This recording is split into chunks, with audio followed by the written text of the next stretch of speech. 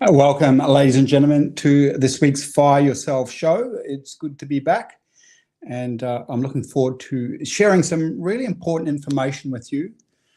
If you want to get out of the day-to-day operations of your business, get out of the hamster wheel of doing in your business, and start to work on your business, specifically because you want to build a business that runs independently from you, so that you are able to go out on holidays, do fun things, spend time with your kids, enjoy your life. Why else would you go into business? Well, lots of other reasons. First of all, why do people get stuck in business, stuck working in their business? Well, often it's because they grow up and they learn a skill. And, you might be a passionate hairstylist. You might have trained as a plumber. You might be a watchmaker. And when you get trained in those skills because you love it, when you go into business, you tend to build the business around you. And in the early days, that's exciting. That's fun. But as you start to get more clients and customers, a whole bunch of things happen. The first thing is that you become a roadblock in your business because you're having to do everything. And you can't work on your business. And I often use the analogy of a conductor. If you're the conductor of a band, of an orchestra, you're not playing the violin. You're not playing the drums. You are sort of organizing how the band, the orchestra should approach the song, the music. And you're keeping tabs of everything. And in a way, you are the controller of all the resources in the band. And that's how you have to be as a business owner. You have to be the controller of resources, not a resource working in your business. Because if you're, bring it back to that band sort of analogy, you can't. If you're trying to play the instruments, you just don't have time to be conducting the band. And the same thing in business. And you become the roadblock then. Now, worst of all, it just becomes a stressful, horrible nightmare. You'll be working evenings, you'll be working weekends, because there's you doing the work and there's you trying to grow a business. So you can never get scale. You can't build a business that sells for really good money. So today we're going to dig into a key principle, and basically it is you can't scale chaos. And I want to share, I'm really fortunate that I get to work with clients day in and day out, helping them exit the day-to-day operations of their business, build businesses that run independently of them so they can have a really good lifestyle. And I love doing that because it's very helpful for my clients, because I have a particular expertise that they don't have, some of which I'm about to share with you. And so I'm able to keep them accountable to growing a business that runs independently from them. Because most of them are trained, when you're trained to be a doer in your business, you sort of become a doer, right? And you feel guilty if you take time out. When you're building a business, you have to think a lot, strategize. And so when I'm working with my clients, and I'm so thankful for that, I'm sort of the person that stops them just being in the doing mode, and slowly over time, bring them to a more strategic perspective about how they're building out and growing their teams and their businesses. And I've got lots of good IP that keeps you on track to doing that, because I've done it personally many times myself, and I've done it for over 65 business owners now. And it's something I love to do because they get their life back. They get to enjoy more profit with more ease. And I just really want to acknowledge how much I learn from my clients too. So, they say they learn a lot from me, but I learn a lot from them, because I'm working so closely in businesses all the time with the business owners, I've just got such a sort of in the trenches experience because of them, and I have to work through problems with them. So they help me learn and evolve. And it's kind of like a dance that I like, you know, you're working with a client, really understanding them, understanding their needs, their particular behavioral patterns, the roadblocks within their existing business. Really enjoy it. Anyway, so let's get into the key principle today. You can't scale chaos. And it's really important to understand what I actually mean by chaos. Well, most business owners don't have really good systems set up. They have inefficient systems that work under low volume. And this brings me to the next point, because they tie in together most of the time, and that is you can't scale knowledge in your head. If it's in your head, once you start to grow a business, everything's going to fall apart. It must be in process checklists, systems documentation, that people actually have to click. Yes, yes, I did that. Yes, yes, yes, yes, yes. Because then it's not in your head. So just going back, you can't scale chaos because any system that has small problems under a slight amount of load will fall apart under high volume, because this is what I see all the time, right? So even in my own business, this one here, when I say my own, I own a few, but this one here, this particular business, I have a lot of knowledge about how the business runs. And also some key team members have knowledge about how the business runs. And so when there are challenges and problems, when things aren't working effectively or a client's not looked after in some way because something falls through the gaps, there's enough knowledge between us to quickly solve that challenge and issue and problem.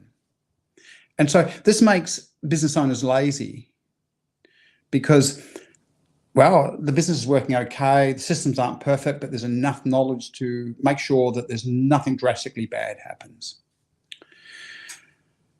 Under a high load, you'll be so busy and key members will be so busy that they don't have the time to deal with everything. And then they're running around trying to solve problems.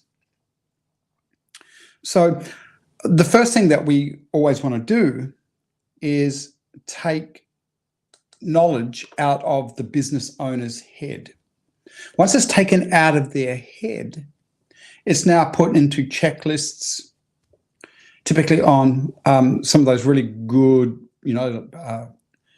task management and project management systems. That's one of the wonderful things about the modern age. In the old days, we used to have big manuals, boring, horrible.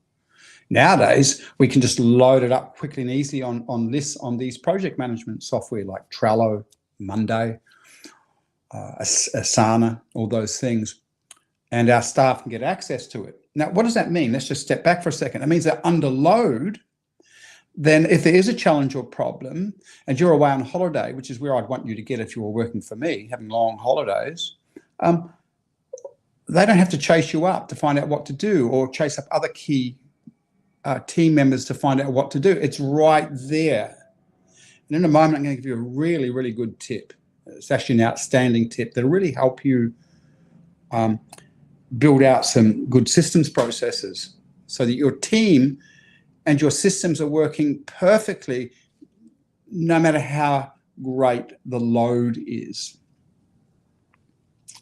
So typically, and we're going to bring this back to where you can't scale knowledge that's in your head, one of the things that I often see with business owners, and particularly a particular personality style, which I have, everyone actually has access to, and I would urge you to get this. I'm going to bring it up on screen for a second. This is a really good system, the Ultimate Delegation and Dream Team Building System, that helps you build out your team so that your team can run your business for you. And of course, to do that, you've got to take the knowledge out of your head, as I said, put it into checklists and processes, but you're going to have good team members to do that. Now, this is on special at the moment. I think it's about $27. Seriously, it just enables you to build a dream team. So most people have no idea, like you'll get this straight away. You can have the best systems in your business, but if you, and the best checklists in your business, but if you have just your normal everyday team member, then when you go away, they won't do the job properly. So that particular product that I shared with you before, and you'll find it on a link below or above you, depending on what you're watching this on, it shows you how to employ people that are high in what we call conscientiousness. And I don't want to get into this too much now, but if you're interested in it, go get this product, because it shows you about personality styles, shows you how to delegate, shows you how to recruit the perfect members to your team. You don't have to wade through hours and hours of workbooks and courses. You download it and you have it all done in an afternoon. It's really amazing, including our psychometric profiling system that allows you to analyze any person's behavioral style. So coming back on track, if one style of business owner, we call it a trailblazer. I've got trailblazer attributes in me, which means you tend to take risks, you move fast, you're highly competent. From a dysfunctional perspective, if you don't clean up your act and start to evolve as an entrepreneur, your basic stance is that you know everything and just no one's as good as you, and why should I get anyone else to do it because they won't do as good a job as me. You tend to be a blunt speaker up front. You're okay with conflict. That doesn't mean you like it, but you're okay with it. So specifically this style of person, as a business owner, they assume team members are really capable or are intelligent. And so, again, they will tend to keep knowledge in their head, and team members aren't set up to run the systems and processes properly. So you've got to stop assuming. You've got to create documentation for a 12-year-old or a 13-year-old. So this is a key takeaway from this. If you start to take the knowledge from your head and start to create checklists for your team, and as I said, you want to create it so that a 12 or 13-year-old can understand it, you do that in a particular way. So oftentimes I get my own team members to document each process that they go through. And then we turn that into a checklist. And then what I do is I go and I get a person with no knowledge of my industry, no knowledge of or no specific expertise in the process in the checklist. I'll usually go to Fiverr, get them from overseas, inexpensive, and I will get them to come through. And I don't tend to do this, but my team member that's actually started to do the documentation of the systems will sit on Zoom with them, and that person's with no training, no education, must go to the checklist for that particular process. And just so I'm clear here, that might be the process that happens when a sale is made. Once a sale's made, how does that information get from here to the different departments? Okay, so that's all being checklisted by the staff member. But I'm getting this absolute beginner, no expertise, to come through and follow the instructions in the checklist. And each time they get stuck, what we know is that the instructions aren't clear and good enough. They're just not. Because if a new person has to just decipher or try and work out, the communication and the checklists, the systems manuals, are not communicating to a 12 or 13-year-old, right? Now, this is super important for a whole bunch of reasons. Let's just imagine you're sick, or a key staff member gets sick, or someone dies on your team. Well, because you've really developed these checklists with a real beginner going through it, and then whenever they're stuck, recommunicating until they know what to do, you just come back through and do it. If you don't bring your checklist to that degree of instruction, easy to understand instruction, then the moment you're going to replace a staff member, it's going to cause you grief, because you're going to have to come back in. And maybe, if not in your area, maybe the staff member that's dead or sick or whatever, right? So you're going to be scrambled. You're going to have your time taken away from growing your business, from working on your business, or being on holiday if you're working with me.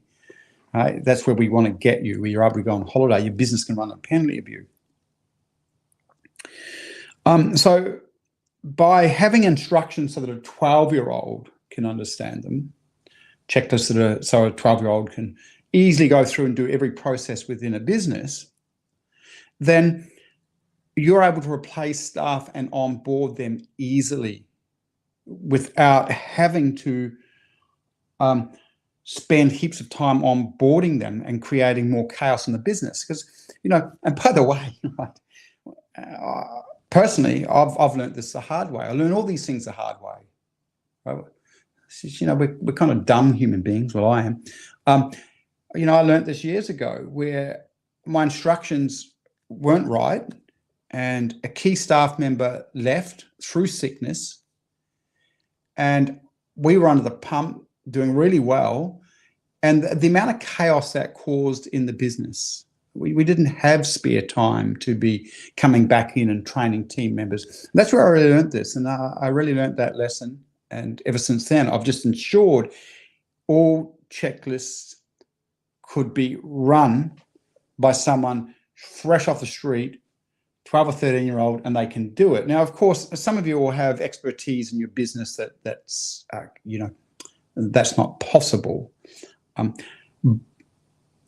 If you've got specialist technical things to do, and the person that you're employing is a specialist technical person, but regardless, those instructions for the specialist technical person should be just so clear, and you'd still do the same thing. You would bring a specialist technical person in to come in and go through that checklist, and if they can't do everything, your checklist is not right. Now, here's the reason that we do this. You see, you as a business owner and your key team members, and as I said before, you want your key team members to be documenting the systems and processes. You carry unconscious knowledge, and they carry unconscious knowledge. It's what we call unconscious competence. And so, they're writing out the instructions, they're writing out the checklists, but they miss the tiniest little things because it's just a habitual thing to do that. So they don't think in beginner's mind, they think in expert's mind. That's why you get them to put the processes and you document it and you put the checklist in place, but you bring the beginner in. Okay, so we just go back to really understanding why you can't scale chaos. Any of these little leaks, systems issues, systems challenges, and if all these checklists aren't in place, under load, you're going to get annihilated. And I'll quickly share a story about one of my clients. They just came to me. They've been working for me about 2 months, and they were putting in all these really good quality systems. And I had one of my guys sitting down with each of the experts in the business and taking the information out of their head, documenting, putting checklists in place. All of a sudden, they probably got about a 60, 70% increase in work.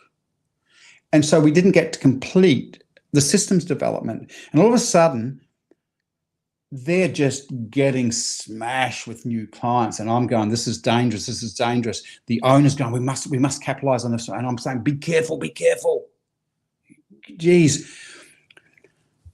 So, of course, as they bring on all the new clients, they've got to up their team, and oh my God, they were smashed, absolutely smashed after over about 2 or 3 months period. The team morale was so low because we hadn't got all the information out of the business owner and the expert's head. And so there's staff members not knowing what to do, letting people down, and they're calling the business owner, what do I do here, what do I do now? The business owner couldn't sleep. And clients are being let down. So this is why we always advise our clients to get systems perfected at lower levels of volume before ramping up their marketing. Okay, I'm just going to finish off with something equally as important as systems and systems development, and that is your psychology. And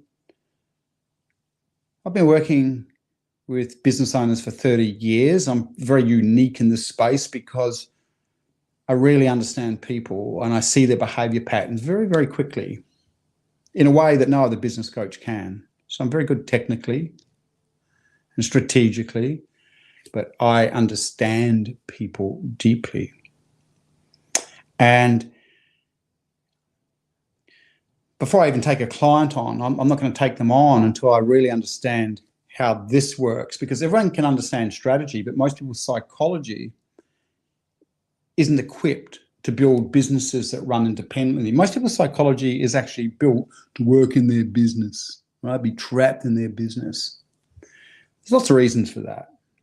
One of which is you come up through a school system where you were taught to be a resource, not a controller of resources. So that's just an unconscious habit, right? I'm a worker. I've got a business now, but I'm a worker in the business because I've always known I'm just a worker, right? I'm not demeaning workers, but if that's your approach, you'll always be stuck in business, and you've most likely been programmed to be the worker in your business. Otherwise, you would have been a business development specialist building an asset that produces money independently of you. That's what you would have done, right? And it's probably where you want to go. You need to shift. So work in all the different industries that I work with, because you can apply these principles in any industry. It gets super interesting because I'm working with a gentleman the other day, and he's very entrepreneurial, smart human being, really totally competent,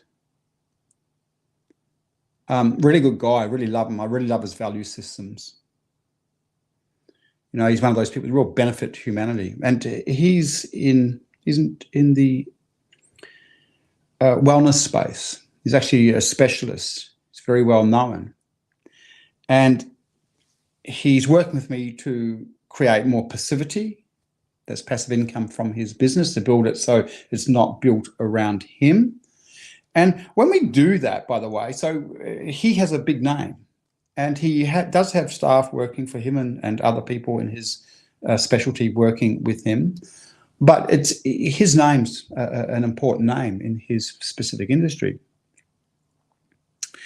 And I could just sense, I could just see he wasn't really ready to scale in the way that he consciously thought he wanted to. And that's an important thing to understand. You've got a conscious element that you're aware, you think of things, and then you have subconscious and unconscious elements, and you hold belief systems and behavioral drives and programming on those levels. And you need them to be supportive of your conscious desires. Most people's aren't. That's why I need to understand this when I'm working with clients, because they will undermine. And you'll get this as soon as I say it. So this particular person, he had, he received huge intrinsic rewards for helping others. You know, so he'd be working with a client, and he'd be really helping that person, and that person would get better. They'd solve their health problems. And of course, they were ecstatic, so they loved him. And the business owner that I'm talking about, he was like, oh, this is wonderful. I feel really fulfilled doing this, which I totally understand. Okay. I really, really understand that and admire that.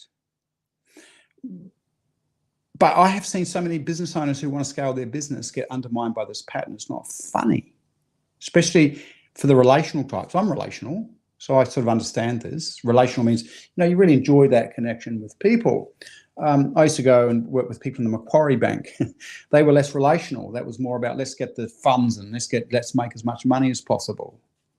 Okay, it's completely two different value systems. So I always know when a business owner is getting intrinsic rewards from the relational activities that they do with their customers that I'm going to have to deal with that. He also liked being needed and getting validation for doing a good job with clients. So he'd feel the warm and fuzzies. And of course, he was trained in a particular expertise, so he was good at that expertise. So when he got validated for that expertise, again, he's like, look at me, I'm one of the best in the field, which he is. He's really good at what he does. So the problem with this is when the person has that locked in as a habit pattern, unconsciously they will always undermine pulling away from client interaction. And you can't scale your business if you are going to be involved with client interaction, one-to-one. So typically I have to work with that type of client and help them see that there's other ways that they get their relational needs met. Now, I'll quickly share a story here. I remember years ago working in Perth. It's actually, I think it's a good story. You might not like it, but I used to do a lot of stuff in the hair and salon industries. And what did I do? I did exactly what I'm teaching here. I actually work with a lot of the major franchise organizations, and they'd give me their top franchise owners to pull them out of their business because they would go and buy another franchise in another area, and they'd do the same thing. Anyway, so this guy, he actually didn't come through one of the franchise organizations, but I was fairly well known. So a salon owner in Perth, and he used to work with the stars. He'd go and he'd do all the catwalk stuff. He'd fly from Perth to Sydney and to Melbourne for all the catwalk stuff and the fashion shows and famous people in movies.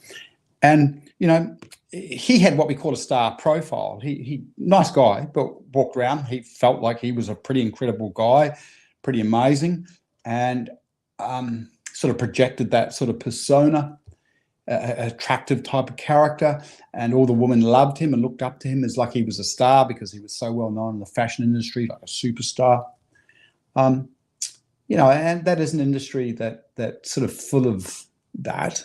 What would you call it? I don't know the name for it, but there's a lot of accolades and importance, and he came to me and he said, look, I really want to be able to stop working on the floor. Now, just so you're aware, he did have other people working for him, styling and cutting hair. He charged about 2 to 3 times more than them, but he was still fully booked. And so one of the things that you've got to do in that situation is you need to start, if Perry Mardon is the brand and I'm the really good hairstylist and I'm this particular guy, then if I'm going to start to step out of that business to run it, to grow it, maybe have 2 or 3 salons, then what I have to do is confer my status into my team and into the brand of the business. I hope that makes sense to you. So it's not to me, but I have trained these girls. They are the best in the industry. In fact, Sonia is better than me at this. That would be, whacking microphones, a very good way of positioning someone on your team, because you're now transferring your status to them when you say things like they're better than me at this and you're the status carrier. And in this way, we start to create a brand that goes further than the individual. So I said about that process And I think I was about 2 months into it or 3 months into it. I was already suspicious because I could just see star profile. I started to get him out of his business, and I didn't do the psychological profiling that I should have done with him.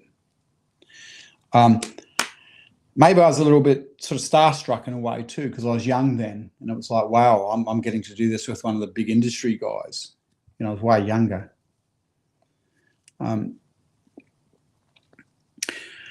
Anyway, I can see, and one of the girls and the managers come up to me and said, look, he just keeps undermining. He just keeps coming back into the salon, because at that stage we'd sort of got him off the floor and had him out of the salons, working strategically at home.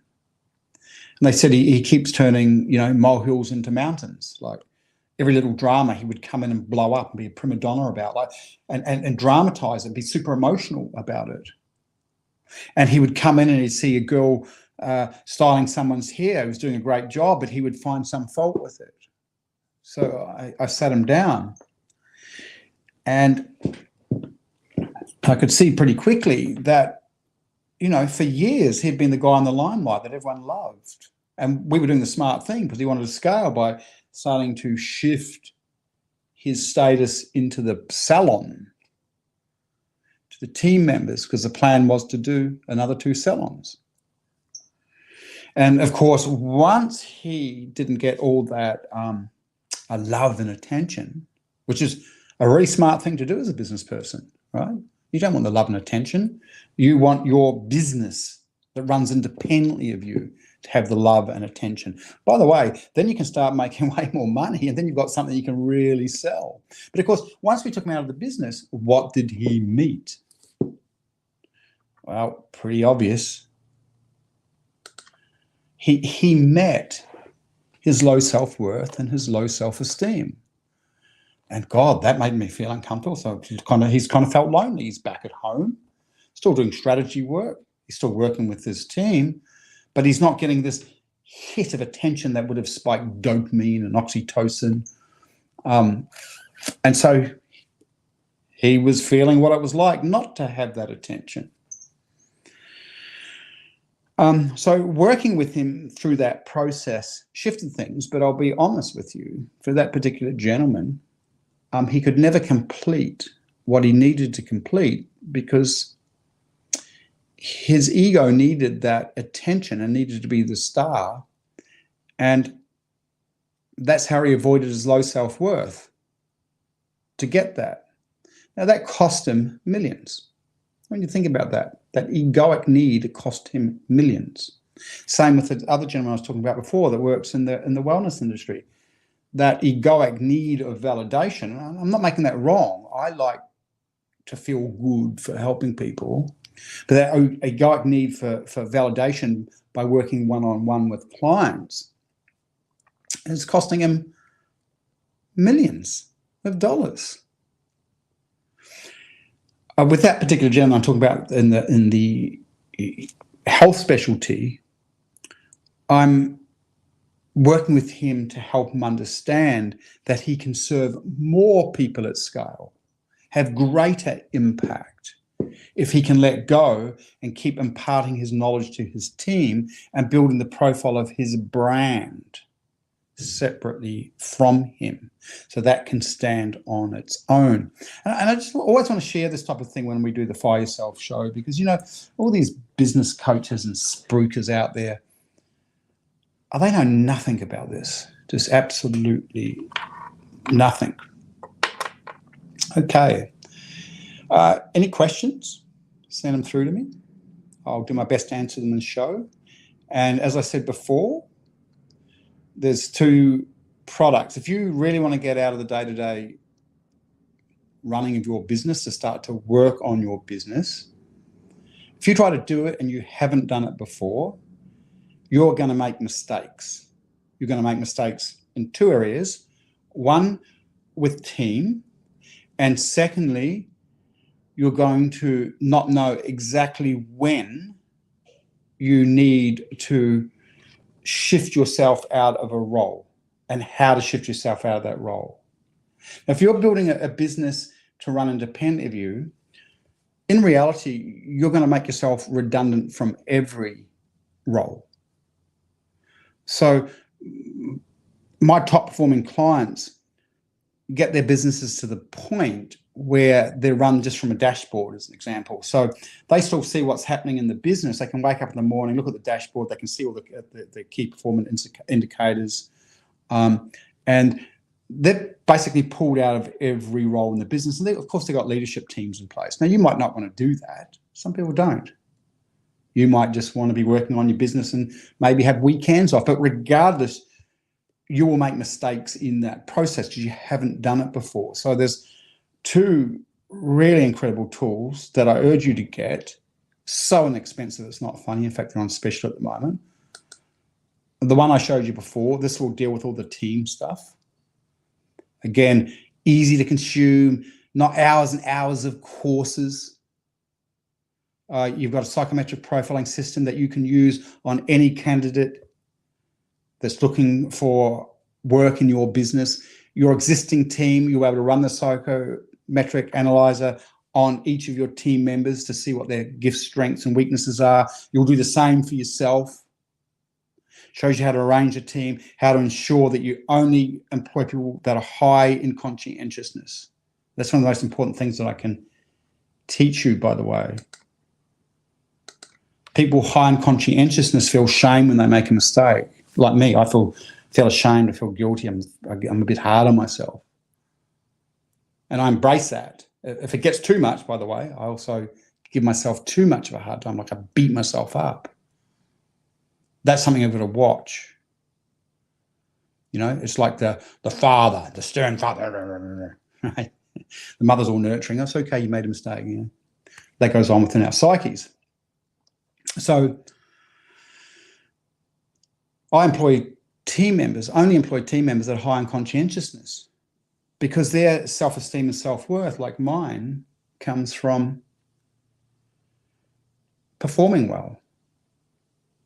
So if my team members make a mistake, which they will, like I do, they're self-correcting machines, right? Because they feel guilty and ashamed. I've got to do better next time. I don't know. That means that I don't have to give my team a hard time. And I'm surrounded with people with the same values as me. So you'll learn about that in this. I think it's around $30 at the moment, $27, something like that.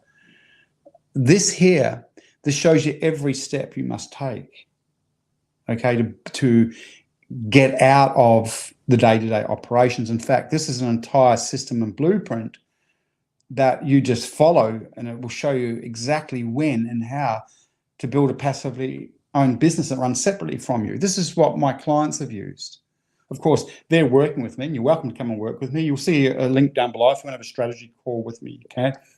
I do around three free strategy calls a week, so they're a bit limited. So if you want it, chat. But this is the backbone of all of the blueprint that we use to build people out of their businesses. Obviously, people that are working with me closely, I'm working with them through this blueprint.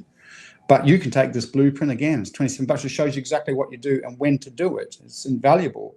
And you get a masterclass with it that shows you how to exit the day-to-day operations and the different stages involved.